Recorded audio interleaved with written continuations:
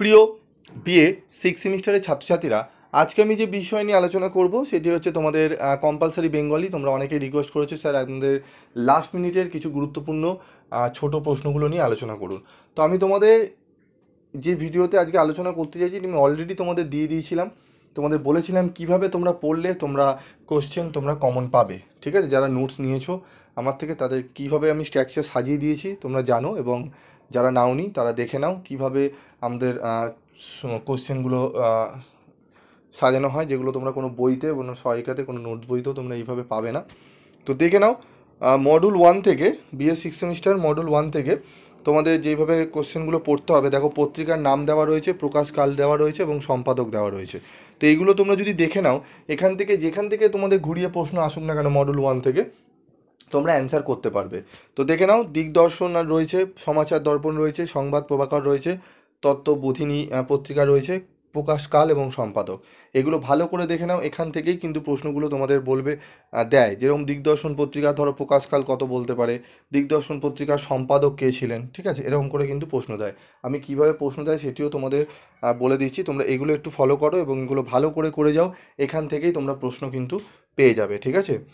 এই সমস্ত বহু আমাদের আমি ইউটিউবে আলোচনা করতে পারি না, এরকম বহু আমাদের শর্টকাটভাবে উত্তর এইভাবে সাজানো থাকে, যেগুলো শর্ট কোশ্চেন তোমরা কমন পাবে। তো এগুলো যারা নোটস নেয়, পিডিএফ নোটস নেয়, তারা জানে। এবং কিছু কিছু কোশ্চেন যেগুলো একদম 100%, 4-5টি কোশ্চেন আমাদের সাজেশানে থাকে, যেগুলো তোমরা দেখে গেলে প্রশ্ন 100% তোমরা ওখান থেকে কমন পাবে। তো সেগুলো আহ, এখন দেওয়া হয় না, কারণ আগে দেওয়া হতো, এখন দেওয়া হয় না। কারণ এখন সত্যি কথা বলতে তোমরা জানোই, মানে কি বলবো, আর কিছু বলার নেই। তো আমাদের যারা নিতে চাও তারা পার্সোনালি হোয়াটসঅ্যাপ করো। এবং যেগুলো আমি তোমাদের অন্যান্য সাবজেক্টগুলো রয়েছে আমি কিন্তু 100% সাজেশান তোমাদের দিয়ে দিই, সেগুলো পড়বে। সেগুলো অবশ্যই আমি তোমাদের পাবলিশ করি। কিছু কিছু সাবজেক্ট এমন রয়েছে যেগুলো করা যাচ্ছে না এখন, তো এগুলো তোমরা একটু দেখে নেবে। তো দেখো উত্তরগুলো দেখে নাও। সংবাদ প্রভাকর, সমাচার দর্পণ, তত্ত্ববোধিনী, আচ্ছা দর্পণ, বঙ্গদর্শন দেখে নাও কত সালে, সম্পাদককে। ভারতী পত্রিকা 1877 সালে, দ্বিজেন্দ্রনাথ ঠাকুর। সবুজপত্র রয়েছে এখানে, ঠিক আছে? এগুলো একটু দেখবে। এবং পত্রিকার কল্লোল পত্রিকা রয়েছে, প্রকাশকাল সম্পাদক দেখে নাও।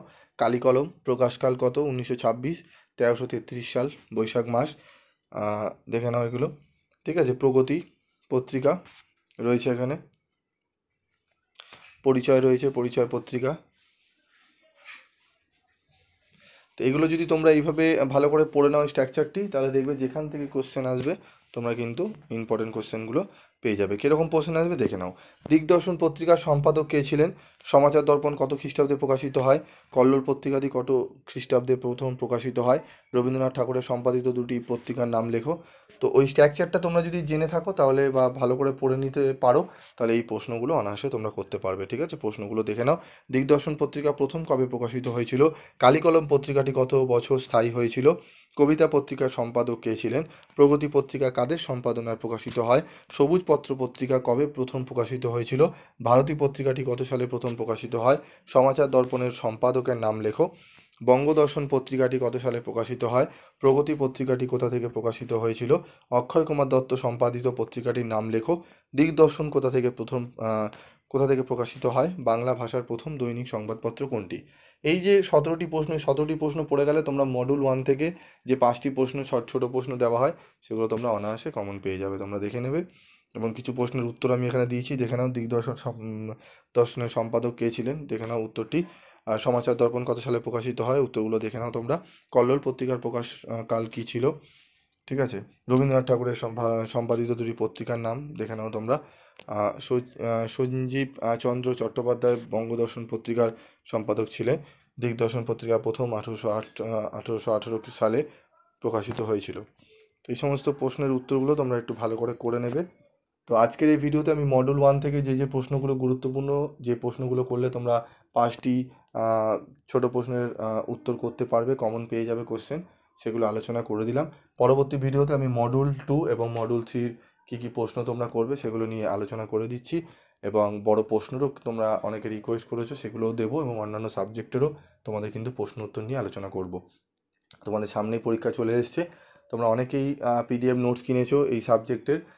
যারা এখনও কেনোনি তারা স্টাডি মেটেরিয়াল সংগ্রহ করতে পারো, কারণ স্টাডি মেটেরিয়ালের তোমাদের নমুনা আমি এখানে সামনেই দেখিয়ে দিলাম কীভাবে খেটে সেইগুলোকে রিঅ্যারেঞ্জ করে আমাদের কিন্তু করা হয়েছে, যেগুলো তোমরা অন্যান্য জায়গায় কিন্তু পাবে না। তো এগুলো একটু খেয়াল রাখবে, ঠিক আছে।